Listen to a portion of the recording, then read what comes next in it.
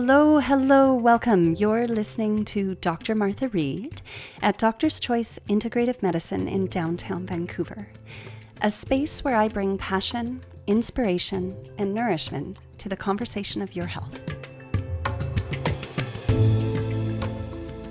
So one of my patients came the other day and said to me, Dr. Reid, I'm not feeling well at all. And I got a whole bunch of tests run and they've all come back completely normal, but I don't feel normal and I don't know what to do. And I said, yeah, you know what? I hear you. And that's a really difficult spot to be in, knowing that what's going on inside of our bodies doesn't feel okay. But then when we run the battery of tests, and despite the incredibleness of the diagnostic tools that we have, and I am so grateful we have them, but they're not always as sensitive as our bodies need them to be. So sometimes our health conditions kind of fly under the diagnostic radar, so to speak. But that doesn't mean it's not happening. That doesn't mean that the experience you're having is invalid. What it may mean is that because we don't have a clear diagnosis, which then in many cases, a clear diagnosis gives us a very clear framework for how to approach what's going on. But just because we don't have that doesn't mean we can't do something to have you feeling better. And she said, well, how do we approach this? And I said, well, how I approach it is that instead of looking for disease, I look for signs of health in your body. I flip it around and I look for the signs of health. What is your body telling us? So I operate from some very basic premises that I've distilled down to make sense of the incredible complexity that is the body, so that I can, to my best ability, understand the picture that your body is presenting me. Because the way I look at it, when we don't have clear, definitive diagnostic markers, the signs and the symptoms of the body are, to me, like stars in a constellation that we have yet to understand how to identify. So, for example, I was teaching my older boy this past summer when we were camping, which is one of our great loves. And I love camping in the middle, as best as I can, the middle of nowhere. I'm an old farm kid, and big, wide, starry skies and dark nights speak to me in a really profound way. So I really like to camp in those environments. So we were out and my oldest boy and I were stargazing, and I was teaching him about Orion. And so he very quickly was able to get these sort of pivotal outer stars, right? The two shoulder stars and then the two feet stars. But there's a whole lot more. There's the belt, there's the dagger, there's the head. But when you can't see all of those other pieces, it's hard to define it as Orion.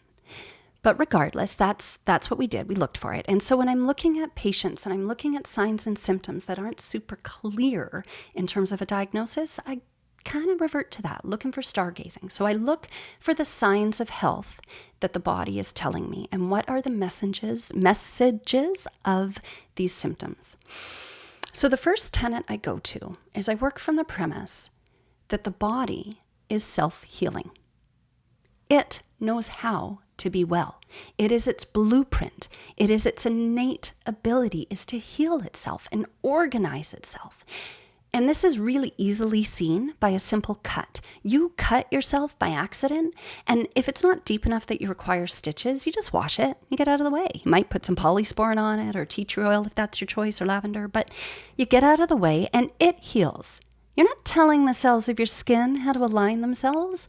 They do that, right? Even if you needed stitches. So the stitches bring the wound to closure, but that's not what seals the cells back together. Your body does that because it knows how to do that.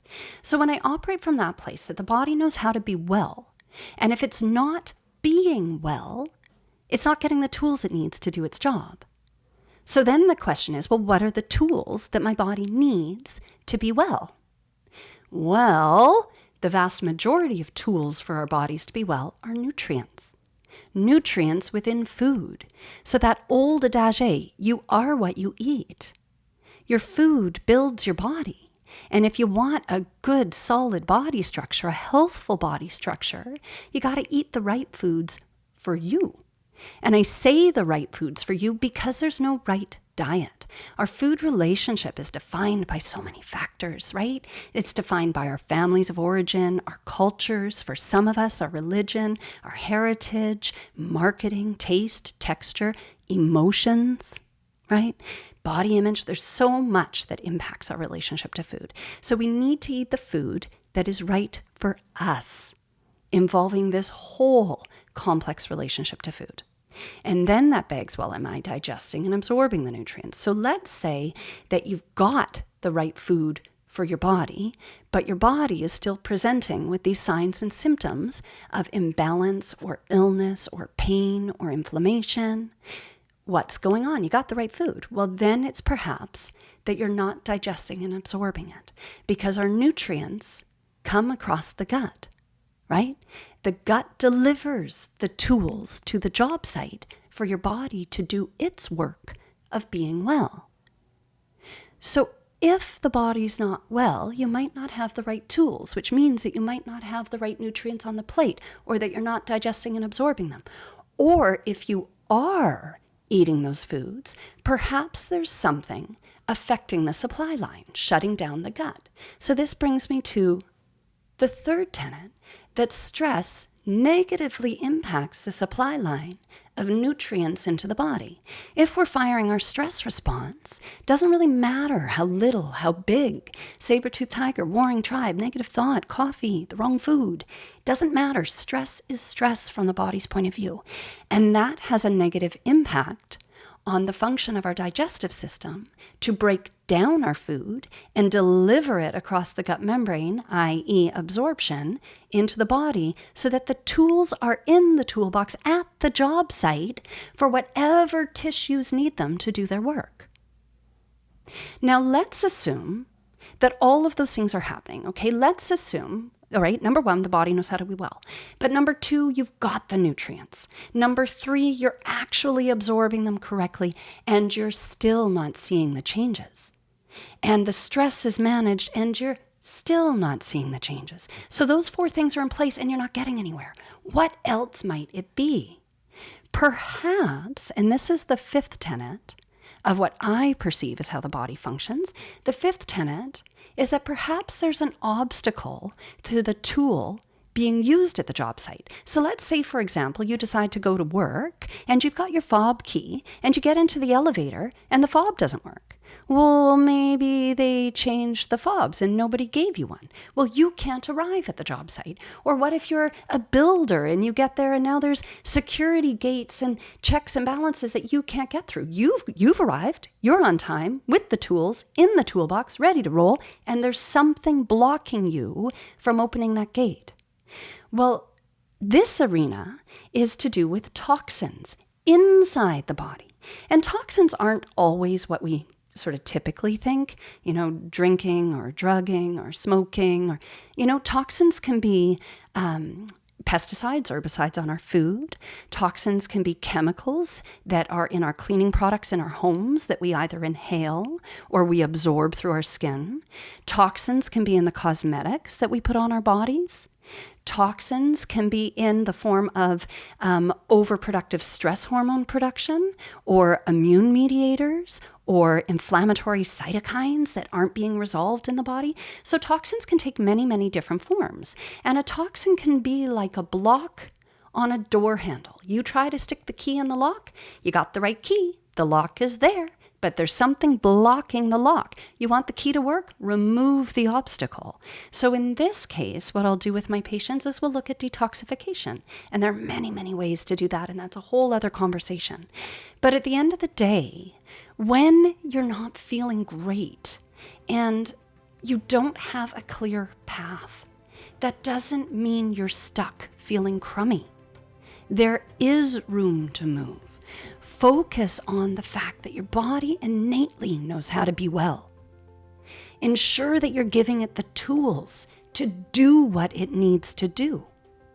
Make sure that there aren't obstacles for your cells receiving those tools. So check into stress, check into toxic load in the body. all of those sorts of things. So if any of you are dealing with this sort of situation, I know I certainly have. That's one of the reasons I sit in this seat as a naturopathic doctor. My road health-wise wasn't always easy. So I had to look outside the box to resolve certain things for myself. And so if you're in that position, please come down to the clinic, have a conversation with me. I'd love to hear from you because it might not be as unattainable as you think. Before you realize it, you might be seeing all the stars in that constellation. And from then on in, you never miss Orion again. Thank you so much for spending this time with me and joining this conversation.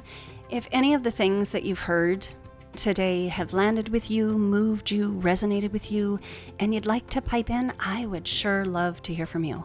Some of the best conversations happen right in the medicine house with me. And the easiest way to do that, pop over to the website, doctorschoiceintegrative.com, book a discovery conversation with me. It's called a discovery call. And it's a complimentary 15-minute slot where we can explore health together. I'd love to do that with you. Hope to see you there.